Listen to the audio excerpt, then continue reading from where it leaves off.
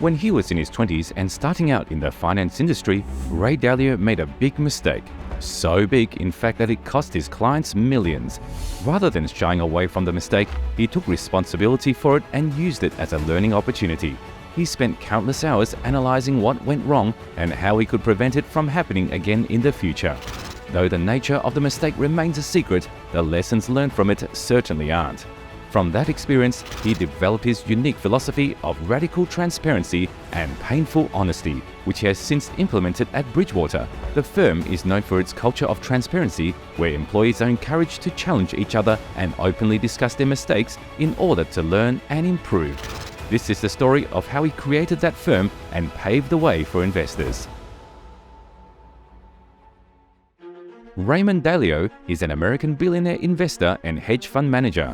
He is the co-CIO of Bridgewater Associates, the largest hedge fund in the world, which he founded in 1975. He has popularized several industry practices such as risk parity, currency overlay, portable alpha, and global inflation indexed bond management. Dalio was born in New York City, attended C.W. Post College, and received an MBA from Harvard Business School in 1973. He authored the best-selling book, Principles, Life and Work, in 2017, which details his management and investment philosophy. According to Bloomberg, he was ranked the 79th wealthiest person in the world in 2020. Raymond Dalio was born in Jackson Heights, New York City, in the Queens borough. He spent his childhood in Manhasset, New York, where his family moved when he was 8 years old. His father was a jazz musician who played at popular Manhattan jazz clubs, while his mother was a homemaker. As a child, Dalio had various part-time jobs, including mowing lawns, shoveling snow, and delivering newspapers. He also caddied at the Links Golf Club, which was close to his home, and had the opportunity to meet and interact with several Wall Street professionals. At the age of 12, he started investing and bought shares of Northeast Airlines for $300, which eventually tripled in value after the airline merged with another company. By the time he reached high school, he had built up a substantial investment portfolio.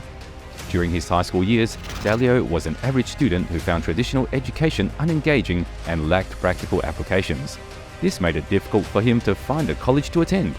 While in college, he continued to invest in stocks and also became interested in commodity futures, as they offered greater potential for profit with low borrowing requirements.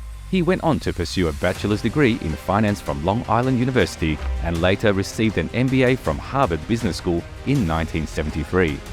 Dalio's college experience took a turn for the better when he discovered transcendental meditation, which he still practices today.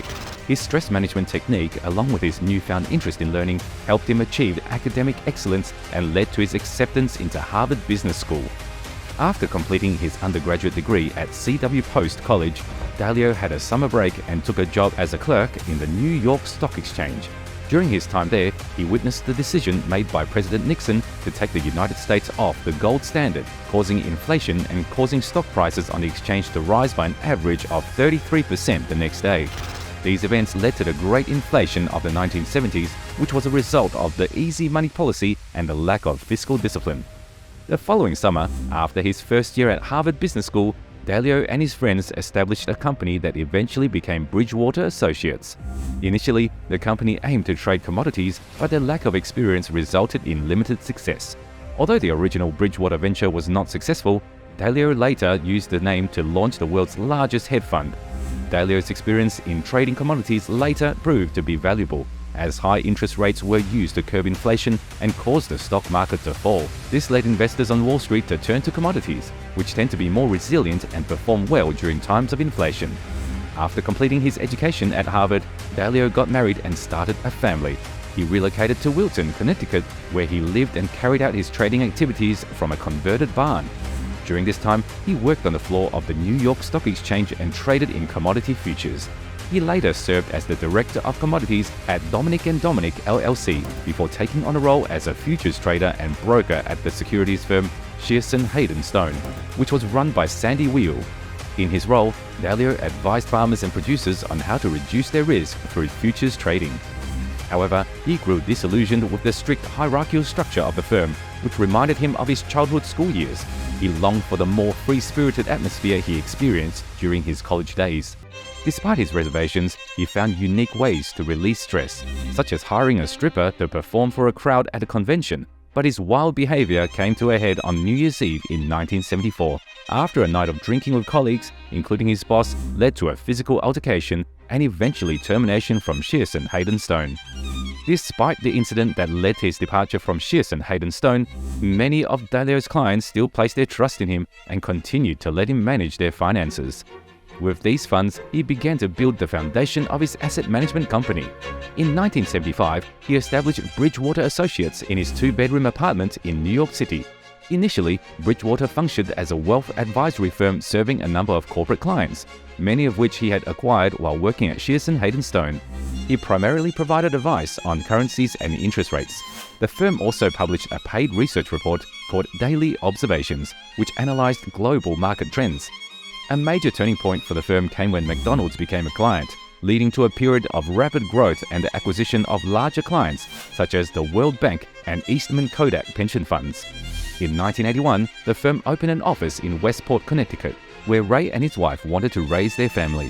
Dalio's reputation began to spread beyond Wall Street after he successfully navigated the 1987 stock market crash. He even appeared on an episode of The Oprah Winfrey Show titled, "Do Foreigners Own America?" In 1991, he introduced Bridgewater's signature strategy, Pure Alpha, and in 1996, he launched the All-Weather Fund, which pioneered a low-risk, steady investment approach known as risk parity. In recent years, Dalio has expressed concerns about the state of capitalism and its impact on the majority of Americans. He has labeled income inequality in the US as a national emergency that needs reform. In 2019, he repeated his call for a refinement of capitalism and warned of the consequences of excess capital, unfunded social liabilities, and government deficits. Although, as of January 21, 2022, Forbes estimated Dalio's net worth to be $20 billion, placing him 88th on their billionaires list and 36th on the Forbes 400 list. However, he also noted that the bottom 60% of workers have seen no real income growth in decades, with income inequality at its highest since the 1930s. He stressed that economic and social mobility is decreasing and that inequality is becoming more entrenched. To address this, he believes that an improved capitalism must aim to create a larger pie and ensure its equitable distribution. There is good reason why Ray Dalio has established himself as one of the most influential people in the world. He also has vowed to donate more than half of his wealth to charity in his lifetime, never forgetting where his true roots started.